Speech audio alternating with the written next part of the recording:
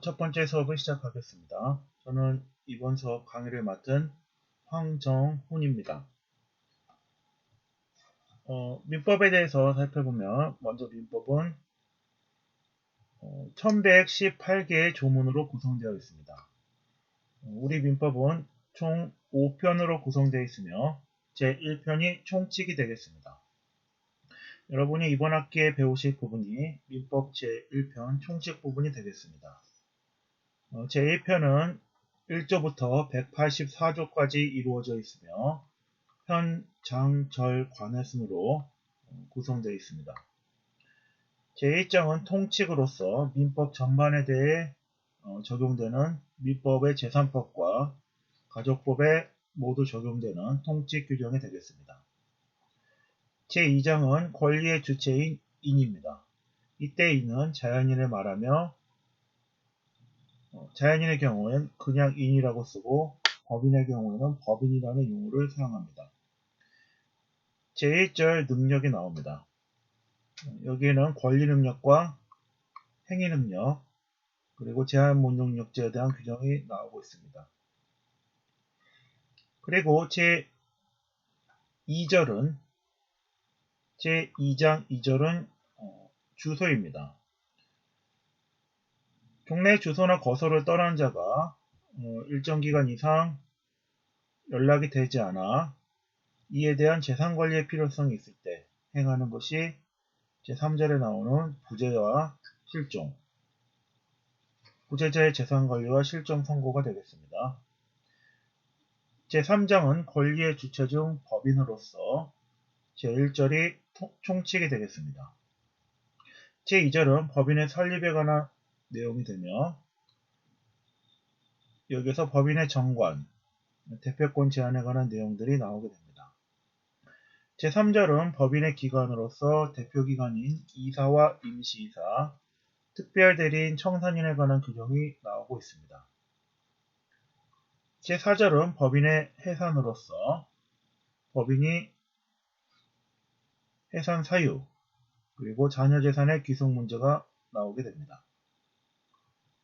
제5절은 벌칙에 관한 내용이고 민법 총칙 제4장은 권리의 객체인 물건에 대한 내용이 나오고 있습니다. 제5장은 법률행위로서 제1절의 총칙과 제2절의 의사표시가 나오고 있습니다. 법률행위는 권리변동의 원인이 되는 법률 요건에 속하며 권리변동의 효과인 법률 효과를 목적으로 하여 의사표시를 필수적인 구성 요소로 하는 법률 요건에 해당하게 됩니다. 제1조 총칙에서는 103조의 반사회제에서 법률행위, 104조의 불공정한 법률행위, 105조의 임의규정, 106조의 사실인 관습이 규정되어 있습니다. 제2조 의사표시에서는 법률 요건에 해당하는 법률행위의 필수적인 요소인 의사표시에 대해 규정하고 있습니다. 의사표시에 하자가 없고 일치하는 경우에는 문제가 없기 때문에 법에 규정하지 않고 의사와 표시가 불일치하고 하자가 있는 경우에만 법에서 규정하고 있습니다. 107조에서는 의사와 표시가 불일치하는 비진입 표시와 108조의 통정어의 표시를 규정하고 있으며 109조에서는 착오를 규정하고 있습니다. 110조에서는 사기 강박에 의한 의사표시를 규정하고 있습니다. 그리고 법률 효과에 대해서는 무효와 취소로 나뉘어져 있으며 착오와 사기 강박 그리고 앞에 권리의 주체에서 보셨던 제한 무능력자의 행위에 대해서는 취소할 수 있도록 하고 있습니다.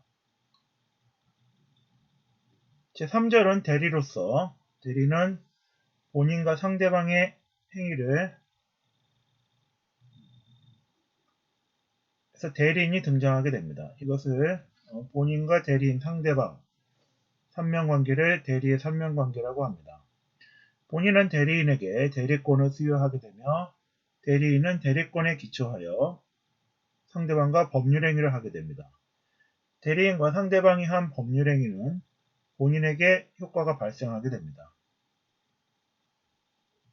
정당한 대리권이 있는 경우에 문제가 되지 않으나 대리권이 없는 경우에는 무권대리가 되어 무권대리인이 상대방의 책임을 지게 됩니다.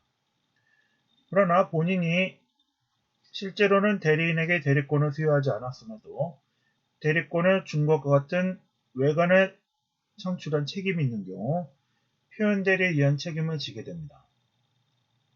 민법 총칙에서는 제125조 대리권 수여 표시한 표현대리, 제126조 권한을 넘은 표현대리, 제129조 대리권 소멸 후의 표현대리 세 가지 유형을 규정하고 있습니다.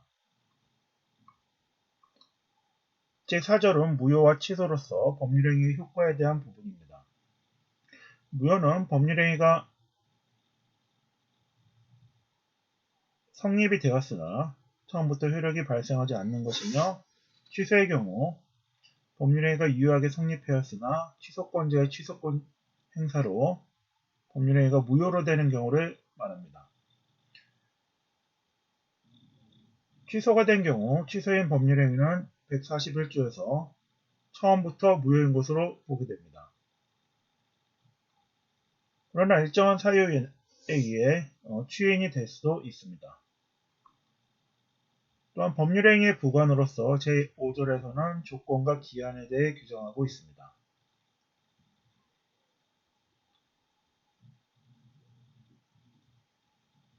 법률행위의 효과가 장래의 불확실한 사실과 연관된 경우가 조건이 되며 장래에 발생할 것이 확실한 경우에는 기한이 적용되겠습니다. 제6장은 기간에 대한 내용이 되며 제7장은 권리자의 장기간 권리 불행사로 인한 권리 위에 잠자는 자 보호 불필요성에 기인한 권리의 소멸시효 제도가 되겠습니다. 이렇게 해서 184조까지가 총칙 내용이며 제2편 185조부터는 물권편이 되겠습니다. 물권은 배타성과 절대성을 지니고 있어서 그 효력이 강하기 때문에 법률에 규정하고 있습니다. 8종류의 물권을 법률에 규정하고 있으며 당사자가 임의로 물권의 내용을 창설할 수 없습니다. 이것이 민법 제185조에 나오는 물권 법정주의가 되겠습니다. 민법에 규정되어 있는 물권은 전형 물권이라 하며 먼저 점유권이 있습니다. 점유권은 사실상의 물건에 대한 지배를 존중하여 인정되는 권리로서 정당한 권한이 있을 것을 요하지 않습니다. 따라서 물건을 사실상 지배하는 경우에는 점유권을 인정해주고 있으며 도둑이 물건을 훔쳐서 점유하는 경우에도 점유권이 인정됩니다. 그러나 정당한 권한에 기해서 물건에 대한 물권을 갖는 경우가 본권이 되겠습니다. 점유권을 제외한 나머지 7종류의 전형 물권은 본권에 해당합니다.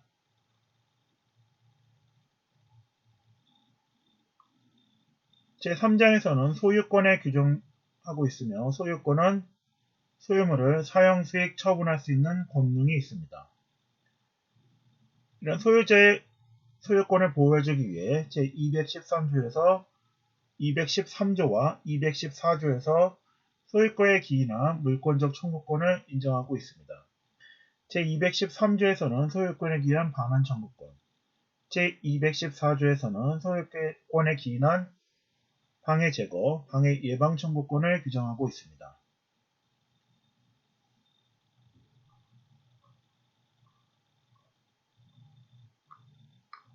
근대 민법에서는 소유권 절대 원칙에 따라 소유권을 절대적으로 보호해줬으나 이것이 의회 수정이 되어 제211조에 나오는 것처럼 소유자가 사형수익 처분 권능이 법률의 범위 내에서 정당한 이익이 있는 범위 내에서만 소유권을 행사할 수 있도록 소유권에 대해서 제한이 가해지게 되었습니다.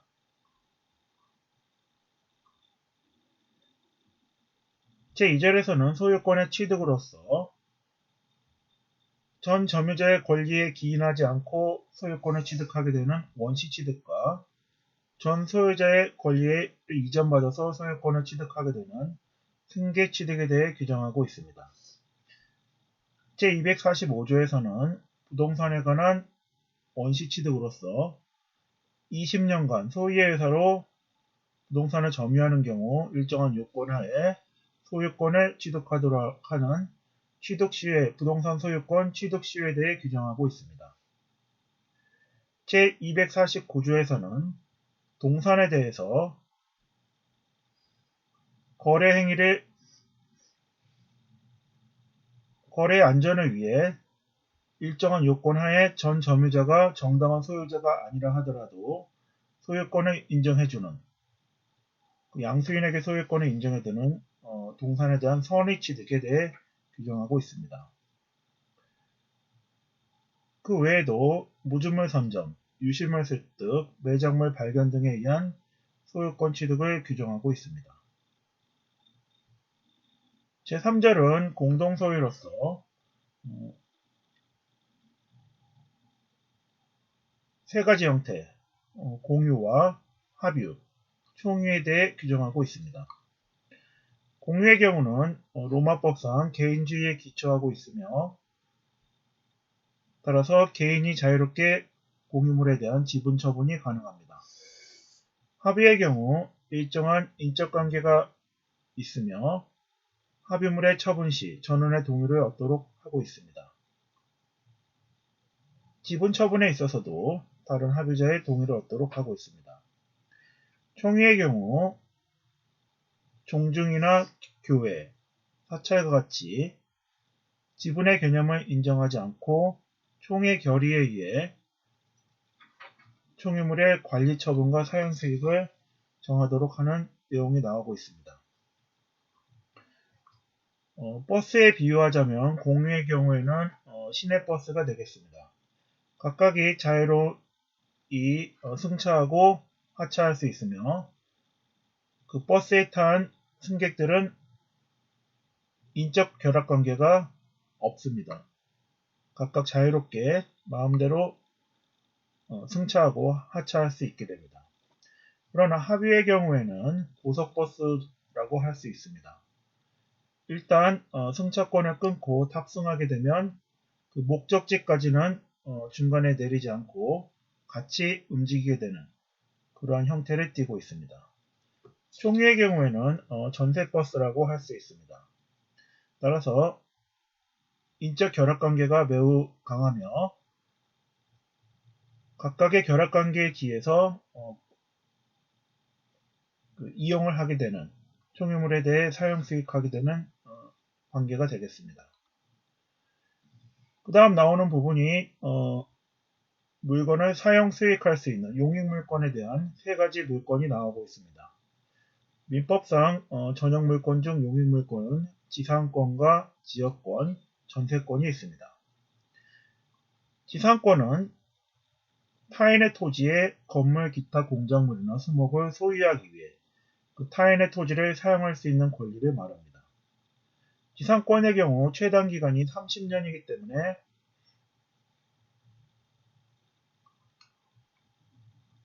석조나 석회조, 연화조, 견고한 건물이나 수목 소유를 목적으로 할 경우에는 최단기간이 30년입니다. 따라서 그 최단기간이 너무 길기 때문에 활용도가 높지 않다고 할 수 있습니다.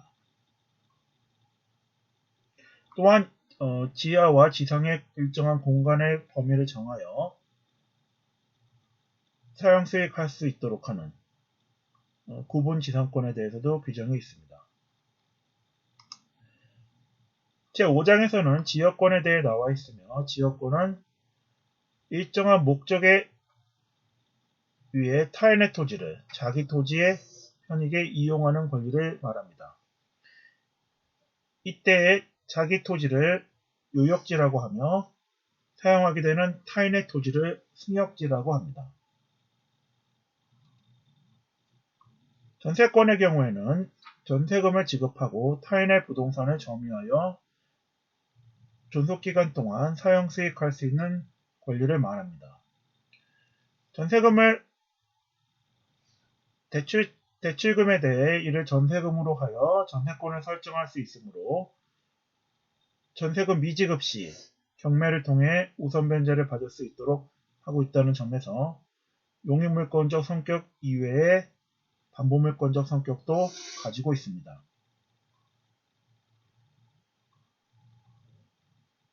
7장 유치권부터는 담보물권에 관한 내용으로서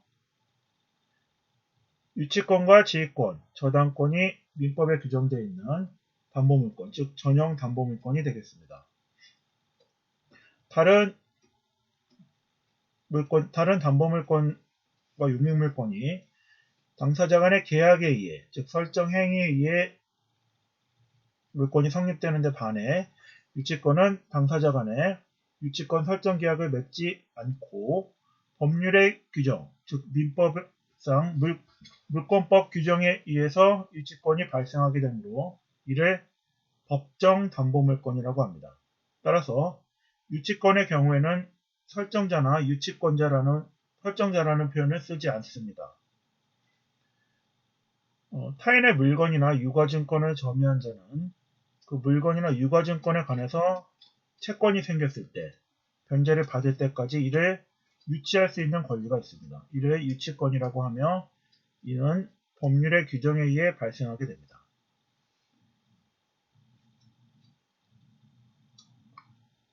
제8장 지휘권은 전당포를 생각하시면 되겠습니다. 채권의 담보로 타인의 동산을 점유해서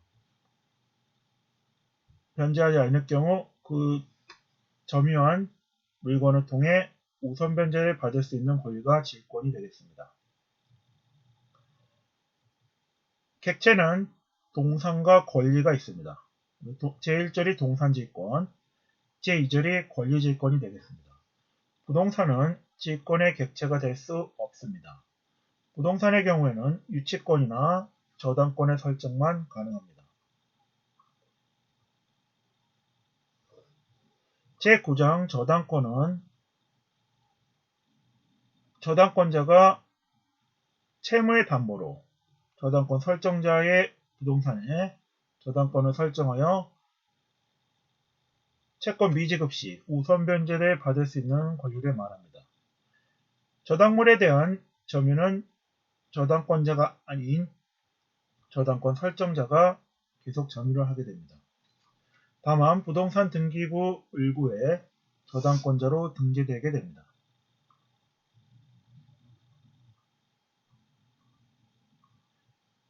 저당권의 경우 계속하여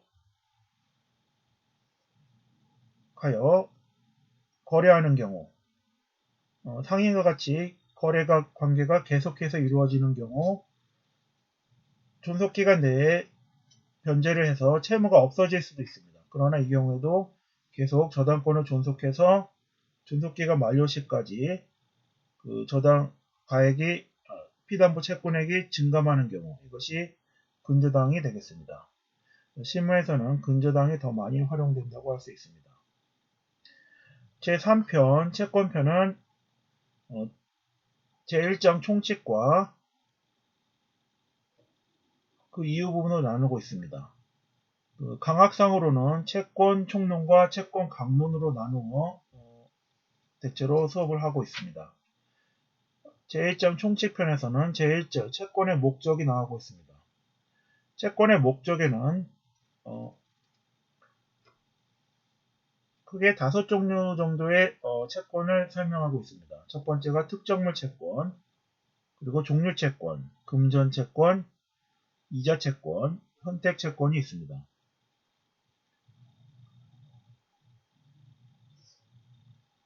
특정물 채권의 경우 채권의 목적물이 특정되어 있기 때문에 이것이 멸실된 경우 불능의 문제가 발생할 수 있습니다. 그러나 종류채권의 경우에는 같은 종류의 대체물로 대체할 수 있기 때문에 불능의 문제는 발생하지 않습니다.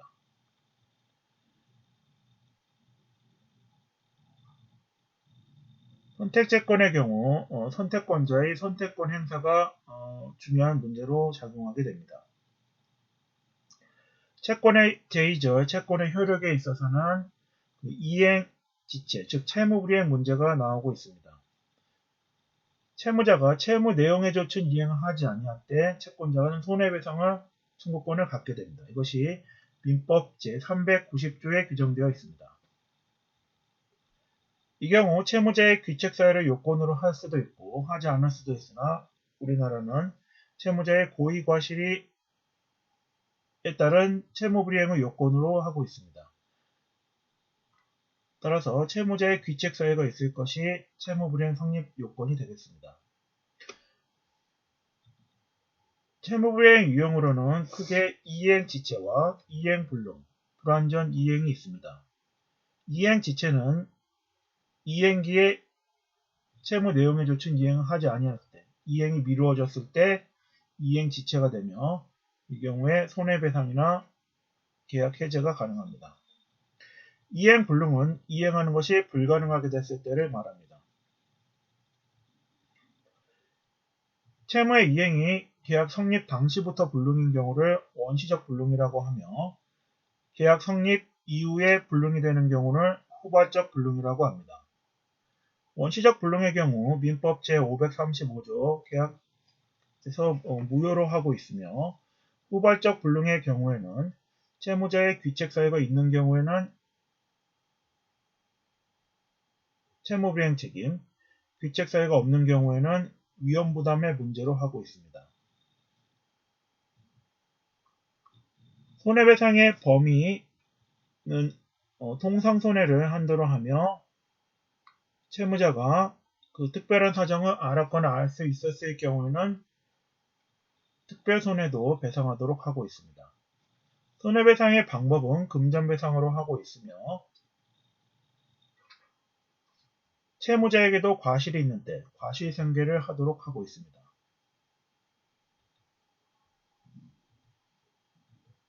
이와 같은 손해배상의 범위와 방법, 과실상계, 399조에 나오는 배상자 대위 같은 경우는 불법행위에서도 준용을 하고 있습니다. 따라서 이것은 이 네 조문은 채무불이행에도 적용되지만 불법행위에도 적용이 되는 조문이 되겠습니다.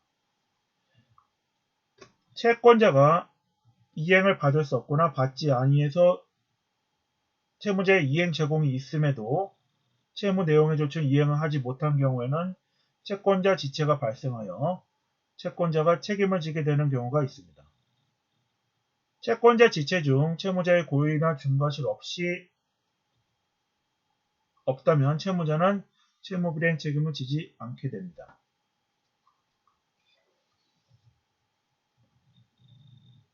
채무자가 또 다른 제3채무자에 대해 채권이 있음에도 불구하고 권리행사를 하지 아니하여 채권자의 책임재산에 대해서 보존해야 될 필요성이 있는 경우가 발생했을 때 제404조의 채권자가 채무자의 권리를 대위하여 행사하는 채권자 대위권과 채무자가 채권자를 해함을 알고 사회행위를 하였을 경우 이를 취소할 수 있는 채권자 취소권이 제406조에 규정되어 있습니다. 채권자와 채무자가 여러 명인 경우 다수당사자의 채권관계로서 제3절 수인의 채권자 및 채무자에서 규정하고 있습니다.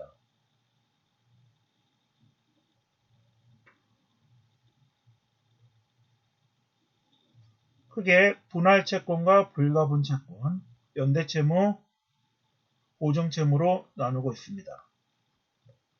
민법상의 채권 채무는 분할채권이 원칙이나 채권자의 채권 확보를 위해 불가분채무나 연대채무, 보증채무가 보다 많이 활용되고 있습니다. 이 부분부터는 다음 시간에 설명하도록 하겠습니다.